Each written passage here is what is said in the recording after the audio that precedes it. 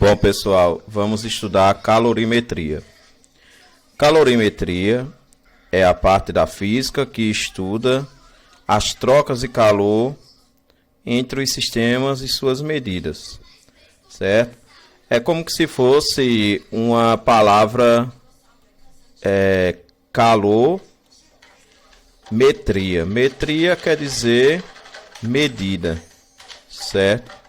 Então, uma parte vai ser relacionada à medida e a outra parte vai ser ao calor, ok? Vamos ver primeiro o conceito de calor. O conceito na questão histórica. No século 17 e 18, teve uma teoria que definia calor não com a mesma linguagem de hoje. Essa teoria ela ficou conhecida como teoria do calórico, certo? Entre século 17 e 18, certo? Então houve uma evolução para chegar aos conceitos de hoje. Os físicos durante esse período explicavam o efeito do calor baseado na ideia de existência de um fluido. Então, calórico era uma espécie de fluido, uma espécie de gás invisível, sem peso, certo? Uma espécie de gás invisível, sem peso, que era chamado de calórico, certo? Calórico. Ou seja, um corpo em uma alta temperatura conteria mais calórico do que outro corpo de baixa temperatura. E caso um corpo quente baixasse a temperatura, significava que o mesmo perdeu calórico, certo? Então veja o seguinte, digamos, um corpo ele estava quente, significava dizer que tinha muito calórico, certo? E por isso que tem essa definição ainda hoje de caloria, que vem de calórico.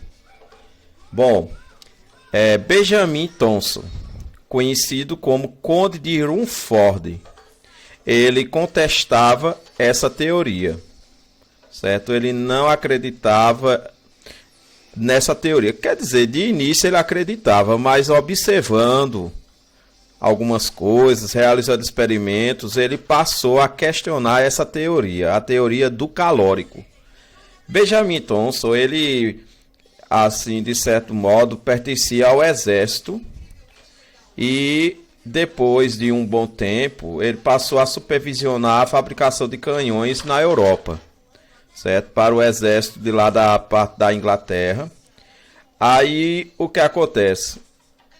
Durante esse período que ele estava observando a fabricação de canhões, as peças e tal, aí Rumford começou a questionar sobre essa teoria. Ele começou a perceber que existia uma relação entre trabalho e quantidade de calor. Hoje em dia, com as tecnologias, é até fácil. Por exemplo, em um dia muito frio, se uma pessoa, digamos, ela começa a se exercitar, ou seja, realizar trabalho, gasto de energia, de certo modo, ela começa a sentir calor. Então, diante dessas observações, ele primeiro observou em uma das peças de canhões. Mas, no dia a dia, por exemplo, uma pessoa se exercita em um período muito frio, ela começa a sentir calor. Ou seja, é como se houvesse uma relação entre trabalho e quantidade de calor gerado, certo? Aí, na questão de Rumford, ele passou a perceber que o calor ele estava associado ao movimento da peça no canhão. Ele passou a realizar experimentos. Aí, depois, ele apresentou as conclusões finais para a Royal Society de Londres, em 1798. Por isso que é uma data até importante. Só que teve um problema, que a Royal Society, que era uma grande universidade na época, ela rejeitou os relatos das conclusões de Rumford. Daí então a teoria do calórico persistiu ainda por quase 50 anos, certo? Essa teoria ela era muito antiga, período 17, século 17 e 18, certo? Veja que no finalzinho do século 18, ele ainda perdurou por quase 50 anos, certo? Então é tipo, século 19 foi o período que na qual essa teoria passou a ser contestada mais por outros cientistas. Bom, em 1893,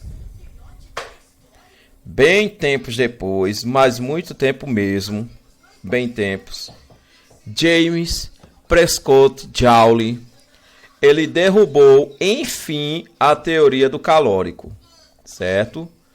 50 anos depois que Conde Rutherford apresentou suas conclusões e a universidade rejeitou, isso chamou a atenção de alguns outros cientistas, alguns outros físicos da época, e alguns passaram também a estudar sobre isso. Foi se passando muito tempo, aí em 1893, James Prescott Joule, conhecido como Joule, ele derrubou, enfim, a teoria do calórico, demonstrando que calor é uma forma de energia em trânsito. Aí, para Joule, o calor era a energia térmica transferida espontaneamente, ou seja, de uma maneira natural. Ela transferia de maneira natural do corpo de maior temperatura para o corpo de menor temperatura, certo? O calor não era algo forçado, era algo natural, do corpo de maior temperatura para o corpo de menor temperatura. Joule acreditava em seus estudos que a energia térmica era o resultado, energia térmica tem a ver com temperatura, era o resultado da conversão de algum outro tipo de energia. Existem várias modalidades de energia. Uma delas, a energia mecânica, outra cinética, outra potencial, outra solar, elétrica, eólica, energia assim geotérmica, nuclear e tantas outras, certo? Joule acreditava que a energia térmica ela surgia por conta que ela foi convertida, era o resultado da conversão de um outro tipo de energia, tipo energia mecânica, que é uma energia relacionada a movimento, ela foi convertida em energia térmica. Energia cinética, que é a energia que ela surge quando o corpo está em movimento, certo? Digamos, o corpo está andando. Quando o corpo está andando, então eles têm energia cinética. Essa energia cinética, ela pode ser convertida em outra modalidade. E Joule até acreditava que essa modalidade em si poderia ser energia térmica.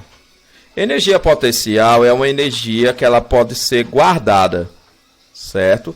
Quantas vezes, por exemplo, digamos um dia está muito frio, certo? Então, a gente, digamos, estava no dia frio e a gente resolveu comer um certo alimento quente e de repente passou a sentir calor. Então veja, uma energia potencial do próprio alimento, que ela estava armazenada no próprio alimento em forma de vitaminas e toda aquela estrutura celular e tal, certo? Proteína, lipídios e tal, ela pode ser convertida em energia térmica, certo? Observação: por ser uma forma de energia, a quantidade de calor tem como unidade de medida no SI. O SI todo mundo já sabe, é o Sistema Internacional de Unidades. tem como unidade de medida o joule, certo? Então, como hoje é aceito essa teoria de Joule, hoje, século XXI, é aceito essa teoria, claro que com mais modificações, ela é medida no SI atualmente como Joule, assim como a energia é medida em Joule, certo? Toda a energia tem como unidade de medida Joule. Entretanto, por razões históricas, por ter passado tantos anos, ainda é utilizada como unidade de medida para a quantidade de calor, a caloria.